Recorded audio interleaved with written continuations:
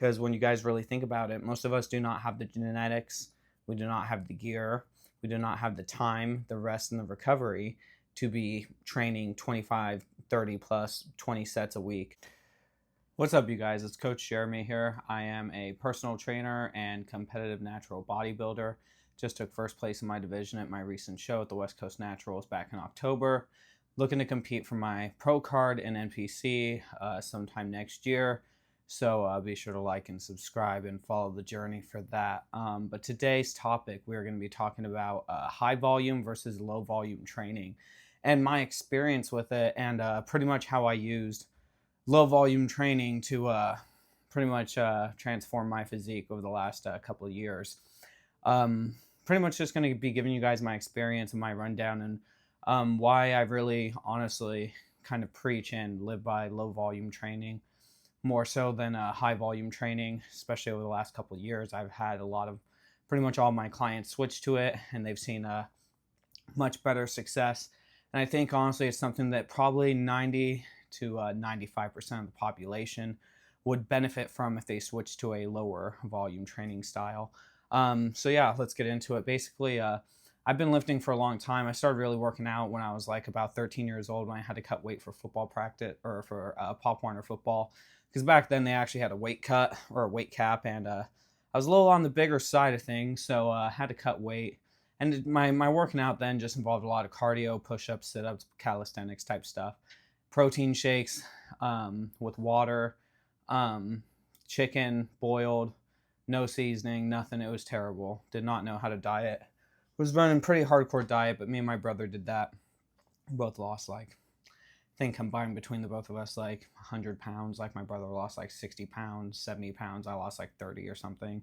So, like overall, like that was my first experience working out. And then when I got into weight training, when I was really probably around 14, 15 years old, also for football, started in high school, just had a weight class because, you're in football, you need a weight class.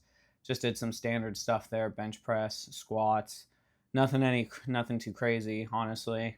I didn't seriously start like lifting with intention or anything until like my sophomore year. And then that's when I really started going to the gym purposely myself during the off season. And I was doing a lot of back, biceps, a lot of legs, not a lot of chest, tricep stuff. But basically, and then once it got to my senior year, my junior year, actually, no, yeah, the summer going into my junior year is really when I started weightlifting a lot more. And I was doing a full on push pull leg split during the summer. I had lost because I had a goal to switch from offensive line to a tight end during that off season. So I wanted to make that switch, and lost like about 30 pounds or so trying to do that. Never got to play tight end, but pretty much throughout all of this training, throughout all that time, I always did high volume workouts. Always like 4, 5, 6 sets every exercise. Everything was very high volume, like usually running between 12 to 20, 25, sometimes 30 sets per muscle group every week, easily. Like I didn't, for a long time, I did not believe I needed rest days, just because like I could just keep going. I just had this unlimited stamina and like vigor that just never ran out. So followed a lot of very high volume routines. And then my senior year was still running high volume, but it was a lot lower rep scheme and stuff, because our football coach had then brought in this powerlifting coach who completely revamped our training style. And we pretty much had like started like lifting for lower amount of reps with like power cleans and all that stuff, but we were still doing a high number of sets, like 5, 6 sets, all that kind of stuff. So it was just different, but it was still considerably high volume, high intensity when you consider it. But then after that, after high school, then when I was no longer playing football, wasn't playing tight end anymore, not playing tight end, but after I had tried playing tight end and they still wanted me on offensive line, I had regained my weight back, and I had ballooned back up to just pushing right under 240 pounds. And so after that, I decided to cut the weight, and dropped down from 240 down to about 160 in about a year or so.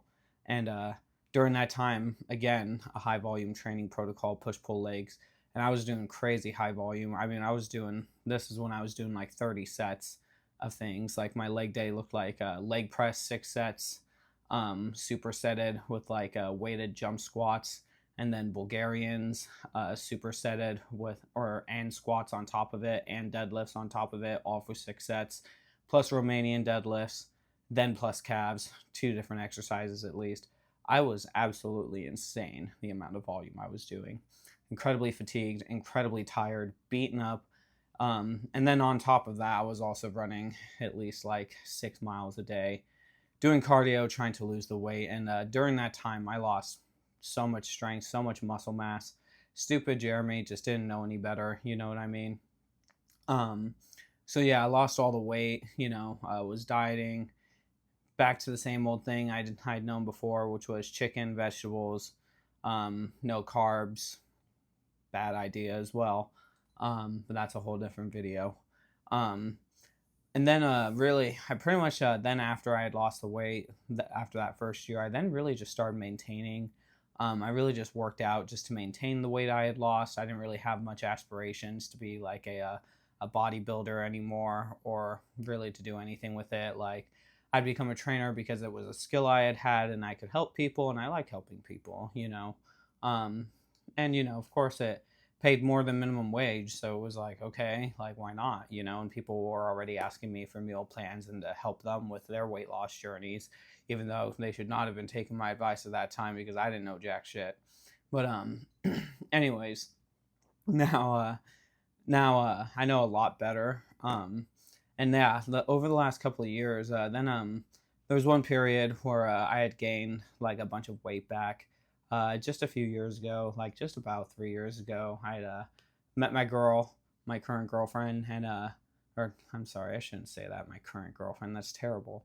I had met my girlfriend, God, and that's we threw on a little bit of love weight. We were going to Crumble Cookies, drinking, going out to dinner, all this stuff, and I'd gained quite a little bit of weight again, and really had kind of let myself go. Kind of did not like look like a trainer like at all. I had also been really slacking on my training. I was not like lifting heavy in the gym anymore. I had kind of fallen into like what a lot of people would call like the science bro lifting trap nowadays, where you kind of lift basically like a pussy.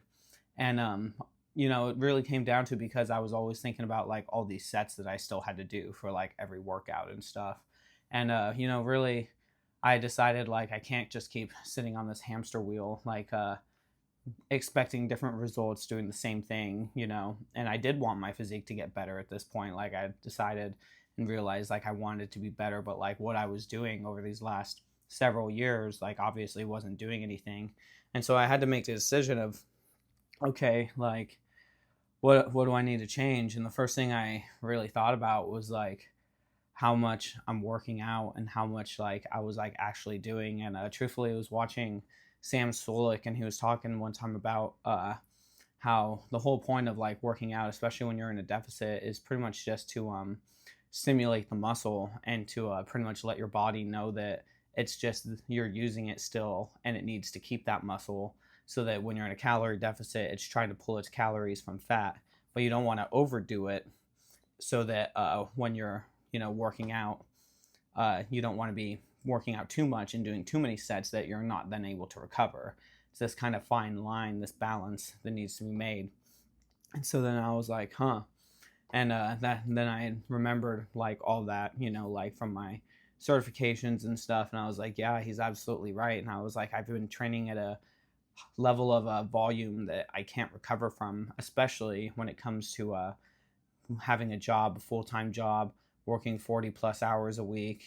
Like, you guys, like, and this is why I truthfully at this point do recommend low volume training, is because when you guys really think about it, most of us do not have the genetics, we do not have the gear, we do not have the time, the rest, and the recovery to be training 25, 30 plus 20 sets a week when it comes to our workouts. Really, a lot of people would benefit, and I truly found that I benefited from staying between the lower end of the volume, which would be around the 8 to 10 sets per week. Hard, high intensity sets, taking them to failure, using drop sets, myo sets, and really training as intensely as possible, like during every workout. I've been running this for like the last couple of years. Um, I started I started, if you can see whatever picture I'm showing right now, this is me at about 21% body fat, right when I decided like I want to get into bodybuilding and really take my physique and everything seriously. Then if you look over here, this is me after the first cut. Went from that to about 15% body fat here. And you can see pretty big difference. My abs are more visible, you know, a little bit of vascularity in the arms. Legs look like, you know, some definition, but little chicken legs. But at that point, I knew I needed to add on some size, add on some muscle. And so then I went on a bulk for about another 9 months. And during the bulk, that's truly when, you know, like you're kind of able to recover a little bit better, your sleep's a little bit better. It doesn't require as many workouts, like, you know, to grow muscle or really to keep things going, because again, the whole point of training is really to create a stimulus that the muscle is not strong enough, and it needs to get stronger and bigger and needs to grow, right? So, you know, you can get that same thing accomplished without needing as many workouts to like maintain and preserve your muscle mass and keep your metabolism up as when you're cutting. But anyway, so when you're, you know, on that bulk, you have those extra calories, so you can do some extra sets and recover easier, you know, because you've got that extra fuel as opposed to when you're cutting. So I really recommend low volume for most people, especially because when you really consider it too, most people, you have more fat than you think you do. When I did that body fat test for that 15% that I just showed you guys before, I did not think I was 15%. I was close. I thought I was close to like 10%, you know. But that's the reality, man, is that truthfully most of us have more fat than we think, and that's the harsh truth of it. And so most of us would benefit from going on a cut. And if you're going to go on a cut, do a low volume approach, focus on your mind muscle connection, focus on actually working the muscle and not just moving weight. That's another video I'll make in a minute.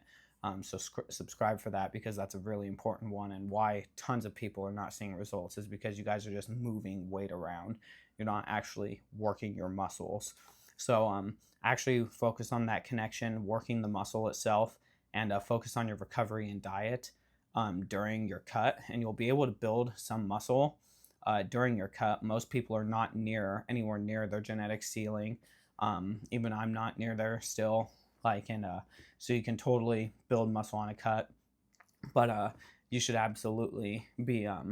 Most people should be probably going on a cut before they go on a bulk. And not only that, but when you do want to go on a bulk, you should not be going out of control. It should be very lean, very minimal, and very controlled, okay? But yeah, so really most people would benefit a lot more from like a low volume training style approach, because most people need to cut. Most people do not have the time, the genetics, the supplementation / gear usage required to be able to like recover from this many sets. Not only that, like, yeah, especially that time factor. Like most people don't have realistically 6 days a week and, you know, an hour, 2 hours a day to be going into the gym, you know. Not only that, your workouts really should not be lasting that long. Like a good 45 minutes is really all that it takes to get a good stimulus for your guys' muscles. So because most people need to cut, really, that's the answer, guys. Like during low volume or during cutting periods is really when you guys should be on low volume. On a bulking period, that's when you guys can switch to a little bit of a higher volume, because you're going to be consuming more food, probably getting better sleep, etc. But yeah, really low volume is kind of the better way to go, in my opinion. I've really benefited from it. I transformed my physique from, you know, 23, 22, whatever percent to just 7% for my last show. So, you know, I've had great results with it, and I really do recommend low volume training. So if you guys like the video, do me a favor, like, subscribe, and I'll see you next time.